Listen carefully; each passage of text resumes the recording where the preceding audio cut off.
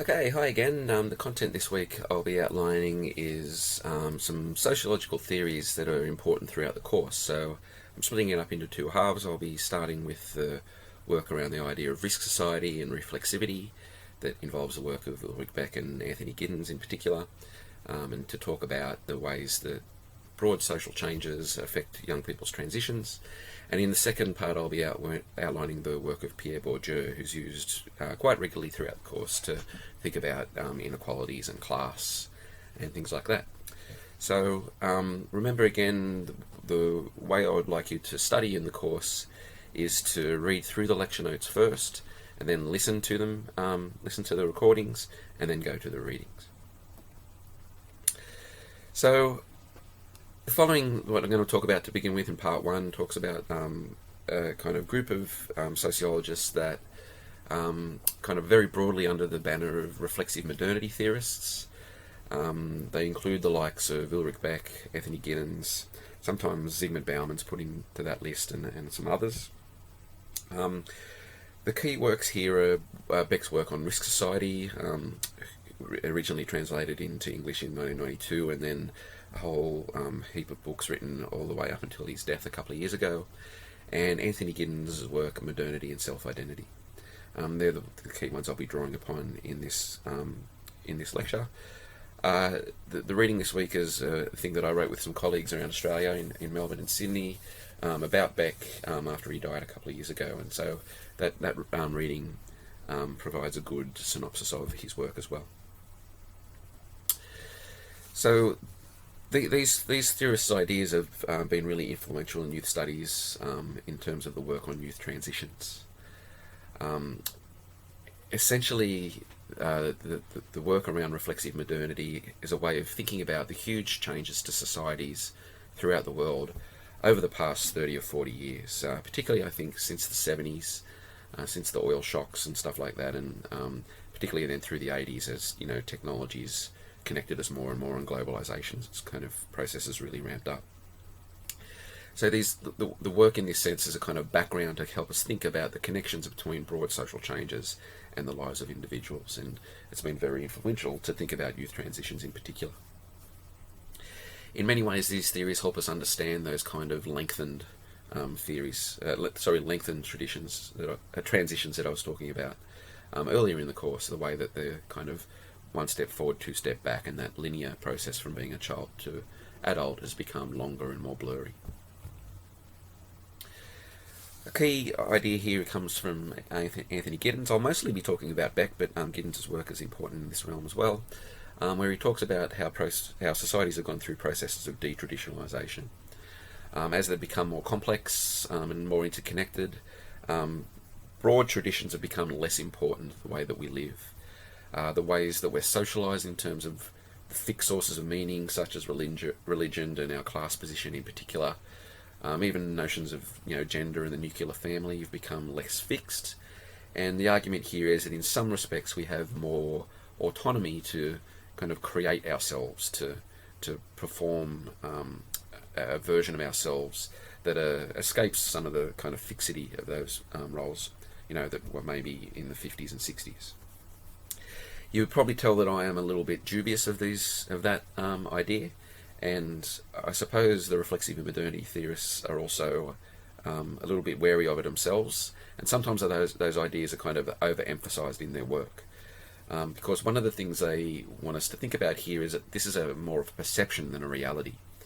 The idea that we have more freedom today to be who we want is more the way that we might think about things, the way we perceive the world, but in reality, those kind of key identity markers and key contours of inequality still play a key role in our opportunities and the risks that we face. So in many ways, this is a kind of a performance of self. And one of the things that youth sociologists have pointed out, particularly Furlong and Cartmel with their notion of the epistemological fallacy, is there's a false promise that happens here between the idea that things that we're kind of more free to be ourselves, that we're told from an early age that if we make the right choices and do the right things, we can do whatever we want. But then there's the reality that of all the inequalities and barricades that we face when we're doing that, and these kind of ideas kind of clash in some ways, and mean that we're more kind of anxious subjects rather than free subjects. So why have these changes happened that I'm going to describe, that and Beck in particular I think is really useful for thinking about? Well, the kind of story of modernity has changed very rapidly in the last half of the 20th century. There's been a whole bunch of positive changes where, like, there's been emancipatory social movements that have opened up opportunities for previously marginalised peoples, such as coloured people, and the gay liberation movement and feminism movements have really been successful in many ways for opening up opportunities. And that's not to say that things are by any means equal, and we can see in the, every day in the media today there's still a whole bunch of racism and sexism and stuff going on. But in that sense there has been some emancipatory social changes. So in that sense there are kind of more opportunities in that sense in some respects. There's also obviously globalization processes, the economic, social and political connections around the world today, where, countries, individual countries can't really act by themselves as much anymore because their economies tend to be heavily reliant on other economies and other countries and decisions made elsewhere. And this, creates a whole bunch of kind of global risks. Technology and science, that I'll go into some detail, have kind of, completely transformed the world since the middle of the 20th century. We live longer, we're more connected, and things like that. The rise of consumer culture has also had profound effects. The relatively cheapness of products in the West, largely based on the exploitation of the rest, allows, people in the Western world to kind of pick and choose consumer products relatively cheaply and allow some kind of, relative freedom in terms of creating their identities there. And of course the media and advertising industries and culture industries have a whole bunch of effects on the way that we kind of conceive of ourselves. So these are the very broad social changes that we're talking about here, and the theorists that I'm talking about today conceive of it in a particular way. Beck in particular argues that these changes have heightened the awareness of risk in our day-to-day lives. So the reflexive modernity theorists want us to question, the kind of very notion of progress that's been engendered in the story of those kind of global changes. Now, the reason that risk is heightened is largely because of a lot of those processes. So today, we have kind of more freedom in this sense, in our perception to be who we want to be. But if we have no choice but to choose, this puts responsibility back on us to make the right choices all the time. If we're not born into particular roles and just kind of play them out without thinking about them too much, this produces a situation where individuals are kind of feel that they're responsible for their own lives and therefore are under pressure to make the right choices all the time. This, for the likes of Beck and Giddens, mean that we're kind of more anxious, more stressed, and more reflexive. Reflexivity here being the idea that we constantly have to make judgments about ourselves to be the kind of good worker or the right citizen, the right partner, and that kind of thing. I'll go into that in more detail soon. At a public level, much of the things that go on in the debate society about risk, they're about, the disposal of nuclear waste or terrorism or whatever, all these kind of things that play out. So there's multiple levels of risk going on here that we have to engage with in this new way of being in the world. So I've got a few kind of quotes here from Beck's original book on this. Essentially, he argues that as the world becomes more complex, as it becomes more interconnected, that there's a whole bunch of things that connect us that kind of, in a way, equalise the risks that we face. One of the criticisms of Beck is that he kind of has underplayed the importance of class, but in many ways there's no doubt that he's right, in the sense that there's these huge global risks now that exist for the first time in humanity, really, that could possibly wipe out all of humanity, and that they've been produced by humans. So things like nuclear war, climate change, even things like mad cow disease, or these various Ebola viruses and stuff like that, avian bird flu and stuff like that have can spread around the world really quickly. Basically, give the individuals in the world a heightened sense of exposure to risks.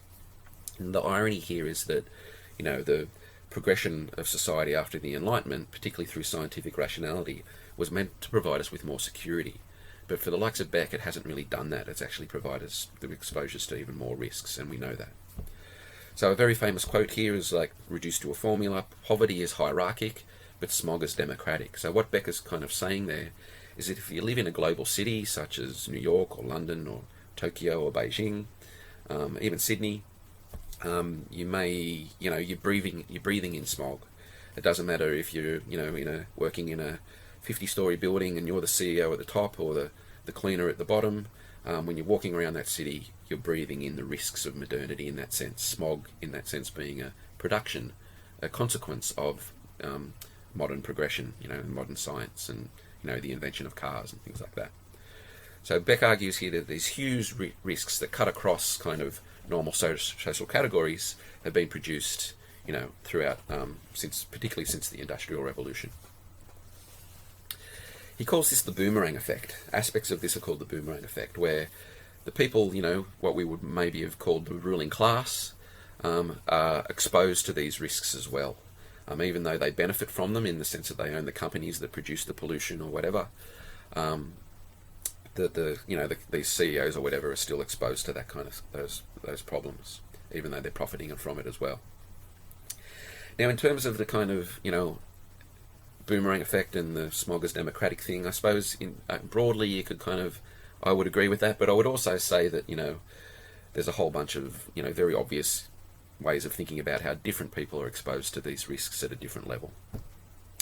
I mean, throughout the 70s and 80s in Mayfield, in Newcastle, houses were cheap in Mayfield because, that's where most of the pollution coming out of BHP settled. So you can see here there's, real estate prices and stuff like that will price people in and out of the opportunities to avoid risks when it comes to things like that.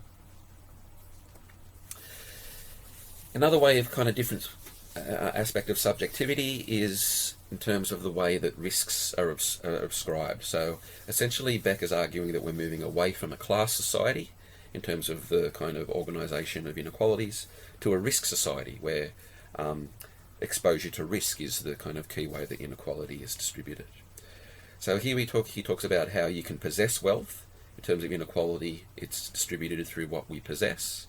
But in a risk society, you can only be afflicted by these risks. No one really owns them in that sense, but we're all exposed to them in different ways. So knowledge about risk becomes a key form of kind of the distribution of power. Having knowledge about risk in your day-to-day life allows you to kind of make the right choices, but also on a larger level, in terms of scientific discourses, multinational corporations, the knowledge and information about these things is really important. So knowledge about risk becomes a key organising principle of societies that moves beyond just kind of plain material inequality. So to express this, Beck talks about how the way that we live in the world has changed. So in the past, he's talking about the Western world here. Obviously hunger is still a real problem throughout the world. He's talking about kind of rich Western countries. That the key problem in the past may have been that I am hungry. Poor people will have really struggled to feed themselves. He says today the commonality of that is expressed through I'm afraid. People are fearful of things, they're stressed, they're anxious, they're precarious. So rather in the past there was a commonality of need in terms of the politics of trying to overcome social problems. Today there's a commonality of anxiety, that we experience various forms of anxiety in our social groups. So risk in this sense becomes a mode of understanding pretty much everything through this kind of sociology. At an individual level, we try and insulate ourselves from risks, and at a broad societal level, societies produce risks, but they also then have to do a bunch of political and scientific work to try and minimise those risks or get rid of them. So again, there's a whole bunch of studies that kind of challenge the democratic or equal nature of this, because quite obviously people in societies are exposed to different kinds of risks based on who they are. So in Australia, being suspicious of being a terrorist is obviously more going to be placed on people that are Muslim. The exposure to being raped is much more for females. Aboriginals are much more likely to be harassed by police and so on. So I think, there's a kind of tension here between the kind of broad global things that Beck talks about, but then how they're experienced on an individual level is very much can be understood through those traditional sociological analysis. So in terms of that kind of thing, where Beck is arguing that we're moving towards a risk society and from a class society, he doesn't say that class is disappearing, even though he's often accused of that. He argues that class kind of recedes to the background in terms of how we think about things. So obviously still people have, different amounts of material belongings and different amounts of money and different amounts of power and kind of knowledge in terms of in connection to that. But what Beck's more concerned in is the way that we kind of think about ourselves, the way we perceive our lives, and the way that we kind of make plans, and the way that we do, like politics and things like that. For Beck, class has kind of receded to the background there, and the individual now is at the centre of our existence. We make our life plans now as individuals, and Beck argues this is much different than it was in the past. So while Beck argues we don't really have a class consciousness anymore, and to be clear here, many sociologists would argue whether we ever had, but he kind of uses this kind of metaphor here that if you think about society as kind of layers of mirrors, the ruling class at the top, the middle class, and the working class, that those layers are still there, but those mirrors have shattered, and that now rather than having a connection with each other at those levels, we're all this kind of individual kind of pieces that don't really think about our commonalities too much. And for Beck that means as politics has fundamentally changed, that we don't really vote or organise through class phenomena anymore. We're much more likely to organise politics around different forms of risks and identities. So Beck, controversially, criticises a lot of basic sociological categories, and he calls them zombie categories. These are categories that we continue to use in sociology, that we continue to prop up, but he argues that their kind of vitality is lessened and they should be kind of killed off. So one is the nation state. He argues that individual countries are increasingly irrelevant in terms of globalization. They've lost their autonomy. Again, there's a whole bunch of criticism of that position, that some argue that countries are more important than ever before. The idea of the nuclear family as being the dominant way that kind of families are organised is also becoming a zombie category, as there's an increasing amount of different styles of family. And he also argues that class becomes a zombie because people don't identify through that mechanism much anymore. There's less class politics, and so class needs to be rethought. So I think he obviously goes too far with class, but I think his criticisms of the way that class is often used do make a lot of sense. So at really broad levels, when it comes to risk, who produces them? Well, for Beck, the very kind of processes of modernity produce risk. So, since the Enlightenment, where, before the Enlightenment, you would argue probably religion was the dominant thing that gave us our truth. After the Enlightenment, more scientific rationality has given us our conceptions of what, truth is and, the universe and all that kind of stuff. But rather than that rationality providing us with more security, Beck points out that what has in fact happened is that as societies have progressed really quickly, particularly technologically, that really what's happened is that science ends up doing kind of experiments on society itself. And so, the examples of this is you can only really test for probability in the lab. It's not until things get out into society that you can really see what the risks they produce will be. So something like a nuclear reactor, like you can contest, the possibilities of what's going to happen if it fails, but really you only know once it happens, and the Chernobyl event is a really good example of that. Obviously, science were really kind of concerned that if nuclear reactors failed, there'll be kind of, huge fallout. But, it was impossible to predict, say, that, 25 years later there'd still be streams in Wales, like, thousands of kilometres away that will be affected by that kind of stuff. So in this sense, you can only test for probability in the lab, but really once it's out there, we know that's where the risks are taken. Asbestos is a really good example of this. Around the turn of the century, one form of science thought asbestos was a great thing to build houses out of. Throughout the 20th century, it's discovered that it gives you cancer. You don't really know the results of that until literally decades until it's out there. So there's these unforeseen secondary effects that are things that create global risks. And for Beck, individuals, know this. They know increasingly that science doesn't produce security and progress. It actually produces risks, and therefore we kind of live in this kind of constant state of anxiety about it. Cooling, CFC's cooling agents are a good example. They're one of the key agents of global warming. There's kind of certain irony there, but again, you can't really predict those things until they're out there and those things are happening.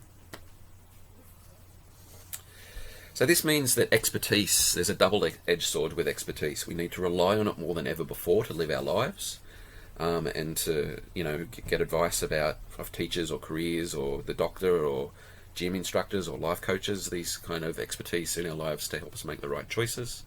But also we're increasingly suspicious of experts because we know that, for instance, science produces all these risks. So this is a key kind of relation that makes reflexivity emerge. We're left as individuals to kind of engage with all this information and to make the right choices. We have to become kind of, almost lay experts about things that we can never really know the full amount about, but we need to make these choices anyway.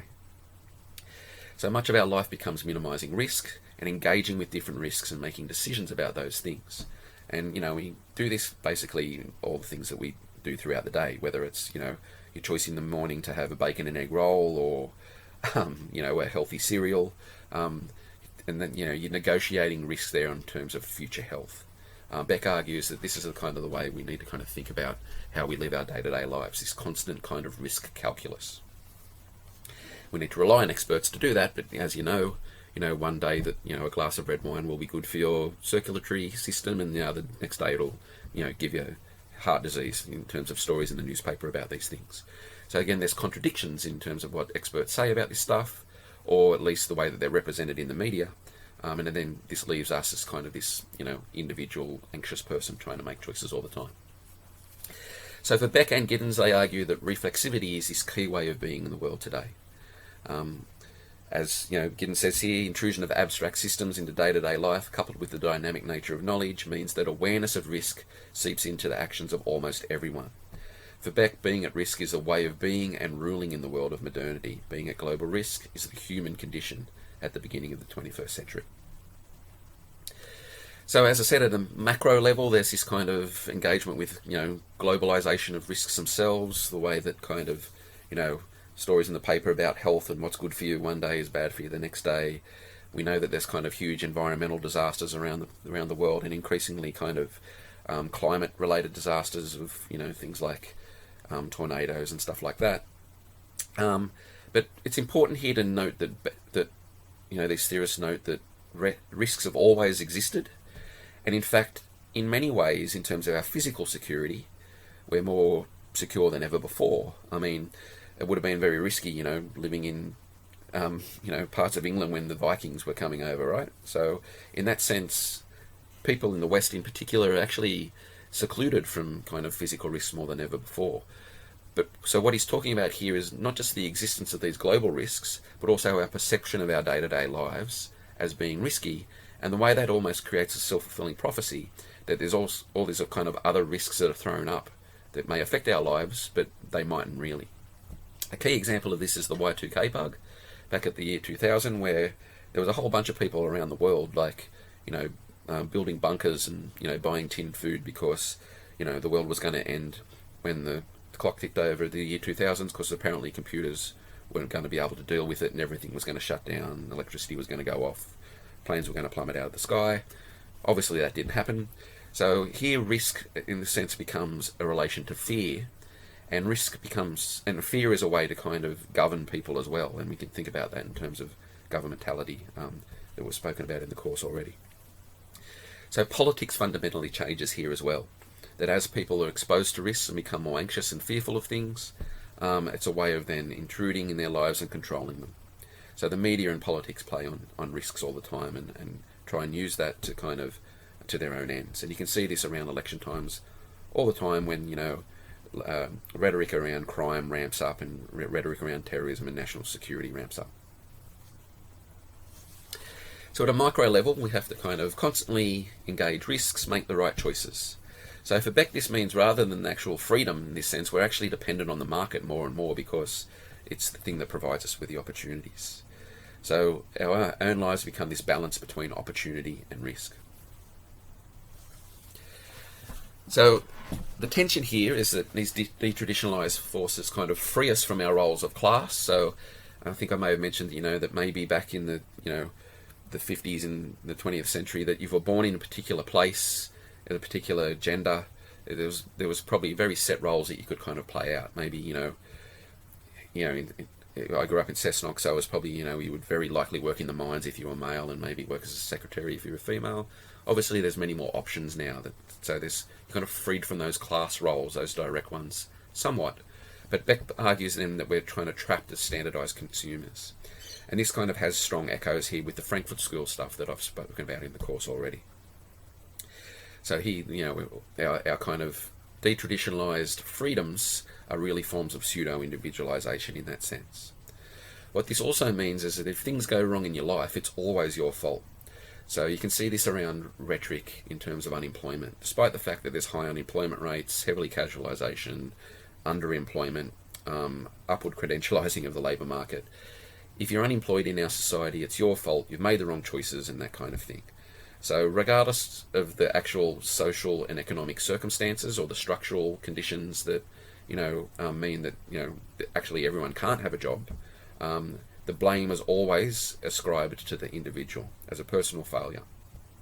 This is what Beck calls guilt ascription. So this means that we kind of live our lives creating this narrative of the self, again, rather than just kind of unreflexively kind of just being born, going to school, getting the job that like all the other people like you get, and then kind of having that job for the rest of your life, having a family, and then dying. For these theorists, they argue that it's up to us now to kind of create this story. And again, this is our perception that we're kind of doing this, even though in many ways we are playing out those similar roles. So, as Giddens talks about, we are not what we are, but what we make ourselves. This is kind of this idea that we're fundamentally responsible all the time for what we can and can't do in the world. So for Giddens, this means that life is about this kind of constant search for ontological security. Ontological security being a kind of a level of being satisfied and existentially satisfied, not just kind of materially satisfied, of your place in the world. The irony here that it's kind of increasingly difficult to do as the world becomes more precarious, but our lives become this avoiding this kind of looming threat of personal meaninglessness and trying to kind of create a kind of secure existence. So who benefits from all this stuff? Well, certainly multinational corporations benefit because they're largely outside the rules and the laws of nation states, so they kind of just get on with things and kind of seem to create more and more risks. Certainly, the powerful always kind of benefit from these blaming individuals things, because it means that regardless of what's going on in the world in terms of inequalities, wealth distribution, labour market opportunities, it's always the person that's doing badly's fault. So capital in this sense benefits. In terms of the class analysis of who benefits from the risk society, it's definitely the ruling class. Risk here becomes completely individualised, and the argument here that Beck talks about is there's less and less calls for collective action. Basically, to fix your life now, you don't kind of get together with other people and kind of make structural changes. You go and get a life coach, or you go and do a course, or you go to the gym. You do work on the self to avoid these risks. So ontological security here becomes the goal. The goal and the way to get there is to kind of constantly work on yourself. And as Giddens points out in particular, this has seen a rise in a huge industry about life coaches and psychiatry and gyms and all this kind of stuff, where people are trying to create the ultimate self to try and avoid as many risks as they can. So as Bauman talks about, and I'm paraphrasing a bit here, all young people look forward to an adult life of choices, but not everyone has the means to be choosers. So as I'll talk about with Bourdieu, there's often lots of different ways of thinking about how people are exposed to these different risks rather than thinking about them as kind of more equalising. So in terms of transitions, what does this all mean? Well, earlier on in the course I was kind of talking about how these things have been massively extended. I guess they're more blurry, zigzagged, those kind of markers of adulthood are happening later in life, and many of those kind of things that I've been describing already, those elements of the risk society, youth studies researchers use those kind of conceptual things to explain what's going on in the lives of young people. So as globalization becomes, restructures the labour market, and many kind of what were previously working class jobs in manufacturing disappear out of the first world to the third, there's much higher levels of youth unemployment. This means that there needs to be more education, people doing courses, going to uni, the upward credentialising of the labour market. There's been harder and harder access to governmental support to do that kind of thing. Casualisation and inadequacy of youth employment, all this kind of stuff means that it's really difficult for young people to have the economic security and the material circumstances to be able to kind of, get the full-time job, get the house, get married and have kids. So these are kind of the elements, I suppose, the structural elements that have profound effects on those individual choices, in inverted commas. It does mean that young people are more and more dependent on their families, particularly in terms of both material and mental well-being. And those, without the luxury of having a kind of, solid, stable, financially secure family are exposed to ever more risks. So in this sense, the reflexive modernity theorists are really helpful for thinking about how youth transitions are prolonged and non-linear. And then to help us to think about the kind of individualised way that young people have to kind of create their own narrative and trajectory to navigate these risks, throughout, whether it's the transition from school to work, whether it's, navigating risks in their leisure practices, and, whether it's, pubs and clubs or festivals, or whether it's navigating, trying to get a partner. Relationships are particularly put under a lot of pressure in this kind of risk society. As the demand to become more and more flexible in the labour market becomes the norm, people have to move around a lot, and it's really difficult to maintain relationships and start a family when that's the case. And again, these are kind of structural reasons why that's happening later and later. So this kind of theory is helping us to consider the individualised nature of transitions. But what I'll kind of talk about in most of the courses are also thinking about the ways that things like class and gender and ethnicity and so on still have a kind of real effect on who is exposed to more risks, or what kind of risks the people have to navigate.